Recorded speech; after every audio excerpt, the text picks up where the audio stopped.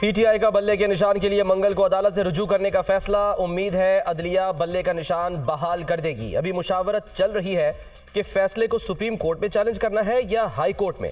Election commission ने ताहाल हमें फैसले की सर्टिफाइड कॉपियां फराहम नहीं की। एक पार्टी से उसका इंतखाबी निशान वापस लिया जाएगा तो इससे जमहूरियत को नुकसान होगा। इलेक्शन अगर साफ और शफाफ नहीं हुए तो मुल्क में अफरा तफरी फैलेगी।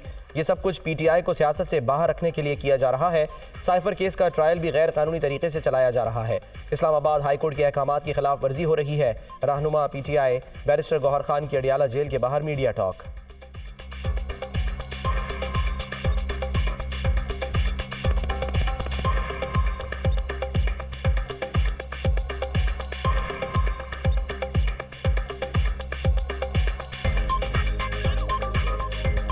हम नहीं चाहते इस मुल्क में किसी किस्म की अफरा तफरी हो। कोर्ट में हमारा इलेक्शन भी हो गया था। पेशावर हाई कोर्ट में पहले से भी हमारी पिटीशनें पेंडिंग थी, इसलिए हमने पेशावर हाई कोर्ट को मुंतखब कर लिया था। लेकिन यह भी डिसीजन करना है कि कहाँ फाइल करना है। उम्मीद है कि पेशावर हाई कोर्ट कर ले या सुप्रीम कोर्ट कर ले, लेकिन एनीवे दोनों ऑप्शन है। तोशाखाना केस में सजा मुअत्तल की जाए। बानी पीटीआई ने सुप्रीम कोर्ट से रुजू कर लिया। तोशाखाना फौजदारी केस में हाई कोर्ट के फैसले के खिलाफ अदालत उज़्मा में अपील दायर। इस्लामाबाद हाई कोर्ट का फैसला कलअदम करार देने की इस्तदा। इंतखाबात करीब हैं। मुल्क की सबसे बड़ी जमात के लीडर को इंतखाबात से बाहर नहीं रखा जा सकता। दरख्वास्त में मौक़िफ़। सुप्रीम कोर्ट दफ्तर ने बानी तहरीक इंसाफ की दरख्वास्त पर एतराज़ आयद कर दिया।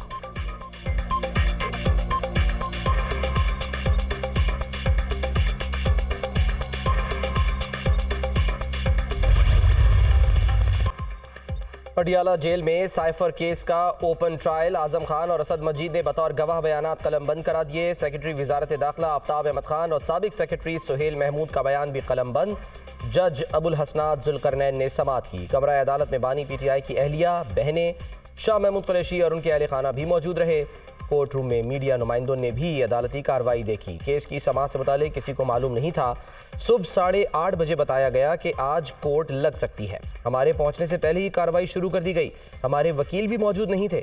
समाअत 8 घंटे तक जारी रही। जज साहब से पूछा क्या ये ओपन ट्रायल है। जज साहब ने कहा ये ओपन ट्रायल नहीं। मेहरबानो कुरैशी की समाअत के बाद गुफ्तगू। सुप्रीम कोर्ट ने तकनीकी बुनियादों पर जमानत दी। ट्रायल पर असर नहीं पड़ेगा। केस में 25 गवाहों के बयानात रिकॉर्ड हो चुके। प्रोसिक्यूटर FIA शाह खबर और जुल्फ़िकार नकवी की मीडिया टॉक। केस की आइंदा समाअत मंगल को होगी।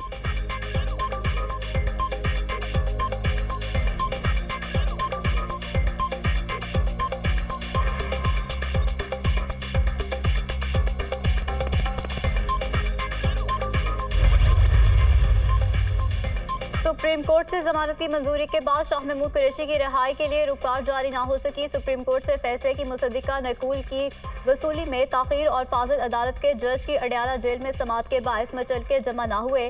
शाह महमूद कुरैशी को कम अज कम मजीद 2 रोज जेल में गुजारना होंगे। कवायद और ज़वाबित पूरे होने पर मंगल के रोज रुककार जारी होने का इम्कान।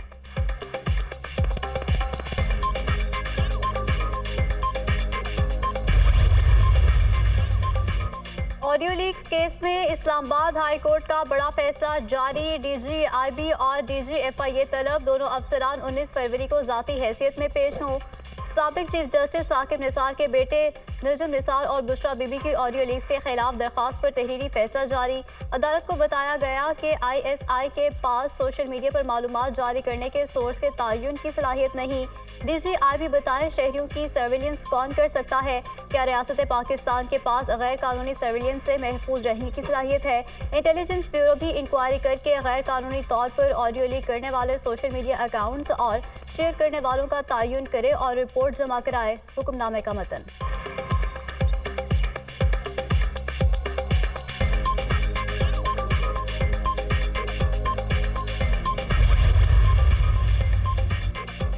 कागजात नामजदगी हासिल और जमा कराने का सिलसिला जारी। बिलावल भुट्टो NA 128 लाहौर से इलेक्शन लड़ेंगे। नवाज शरीफ NA 15 मानसहरा से इंतखाबात में हिस्सा लेंगे। बानी पीटीआई के मियाँ वाली की नशिस्त NA 89 से कागजात जमा करा दिए गए। शहबाज शरीफ ने कसूर के हल्के NA 132 से भी कागजात जमा करा दिए। मरियम नवाज NA 119 और NA 120 लाहौर से इलेक्शन लड़ेंगी। मरियम नवाज और शहबाज शरीफ के खिलाफ सनम जावेद इलेक्शन लड़ेंगी। फवाद चौधरी की अहलिया हिबा फवाद हल्का NA 61 जेहलम से बतौर आज़ाद उम्मीदवार सामने आ गईं। मुस्लिम लीग काफ के चौधरी सालिक हुसैन ने NA 64 से कागजात जमा कराए। आसिफ अली जरदारी NA 207 नवाब शाह से इलेक्शन लड़ेंगे।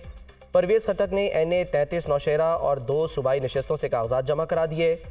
सिराजुल हक NA 7 लोअर दीर से किस्मत आजमाएंगे। मुस्तफ़ा कमाल ने NA 242 और NA 247 कराची से कागजात जमा करा दिए। बानी PTI के लाहौर के हल्के NA 122 से भी कागजात नामजदगी जमा। अताउल्लाह तारड़ ने PP 35 के लिए कागजात नामजदगी जमा करा दिए।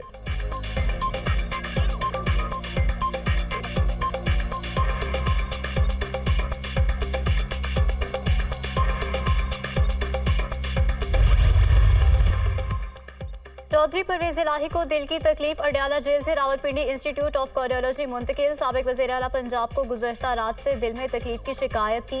इंस्टीट्यूट ऑफ कार्डियोलॉजी में डॉक्टर्स ने तफसीली चेकअप किया और अदवियात दी। हुकाम ने वापस जेल मुंतकिल कर दिया। गुजरात में हल्का NA 64 से मेरे कागजात जमा नहीं होने दिए गए। रिटर्निंग ऑफिसर के दफ्तर में मेरे हाथों से कागजात छीने गए। मैं आज़ाद हैसियत से इलेक्शन लड़ने लगी हूँ, फिर भी इतना खौफ क्यों है? हाई कोर्ट के हुक्म के बावजूद चौधरी परवेज़ इलाही, मोनिस इलाही और मेरे कागजात वसूल नहीं किए गए। चौधरी परवेज़ इलाही की अहलिया कैसरा इलाही की मीडिया टॉक।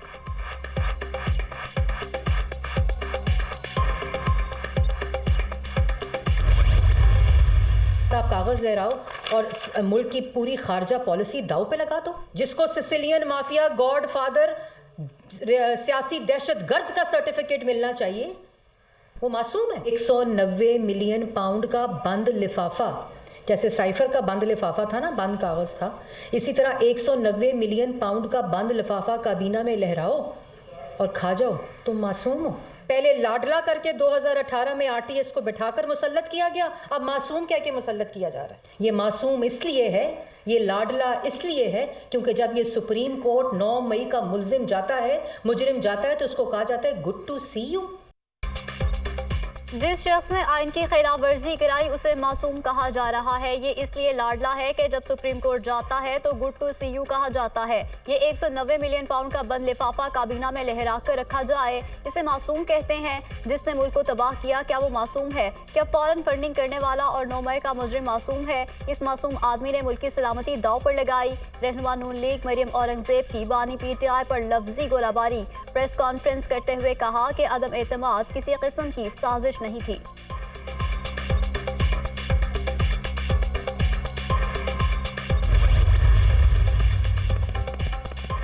साइफर ड्रामे से मुल्क को नाकाबिले तलाफी नुकसान पहुंचा। बानी PTI ने जानबूझकर साइफर को सियासी रंग दिया। साइफर से मुतालिक हकायक कौम को बताने चाहिए।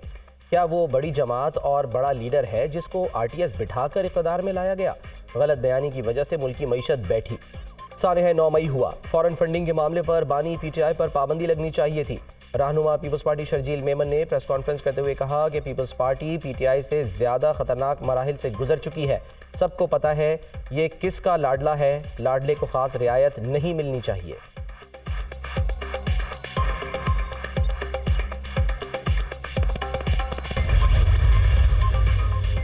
तहरीके इंसाफ समझती थी इलेक्शन कमीशन माजी की तरह आंखें बंद किए रखेगा, लेकिन अब ऐसा नहीं है। PTI इंट्रा पार्टी इंतखाबात एक मजाक थे। हर सियासी जमात को इलेक्शन लड़ने का मौका मिलना चाहिए। इस इलेक्शन को आसान नहीं समझते। पीपल्स पार्टी ने बल्दियाती इंतखाबात में कॉपी हासिल की। अब 8 फरवरी को अवाम ही फैसला करेंगे। Rahnuma people's party Saeed Ghani.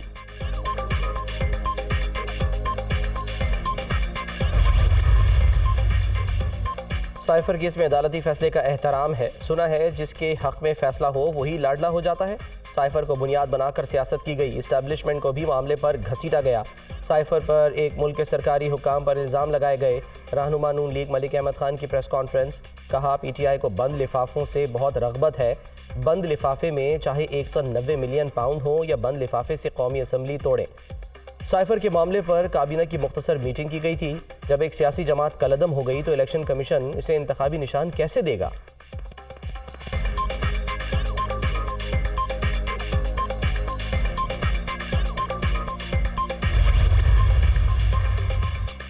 साबिक रुकने कौमी असम्बली नूर आलम खान जमीयत उलमा इस्लाम में शामिल। मौलाना फजल रहमान की कायदाना सलाहियतों पर एतमाद है। वो जो कहते हैं सच साबित होता है। 9 मई के वाक़यात काबिल शर्म है। मैंने हमेशा पाकिस्तान की तरक्की और खुशहाली के लिए आवाज़ उठाई। नूर आलम खान की मौलाना अताउर रहमान के साथ न्यूज़ कॉन्फ्रेंस। गजा में फौरी जंगबंदी की ज़रूरत है। पाकिस्तान हर किसी के लिए अमन चाहता है। अक़लियतों की इबादत गाहों का तहफ़्फ़ुज़ ईमान का हिस्सा समझ कर करते हैं। मुल्क में शिद्दत पसंदी किसी सूरत कबूल नहीं। रियासत हर शहरी का तहफ़्फ़ुज़ यकीनी बनाएगी। निगरान वज़ीर आज़म अनवारुल हक काकड़।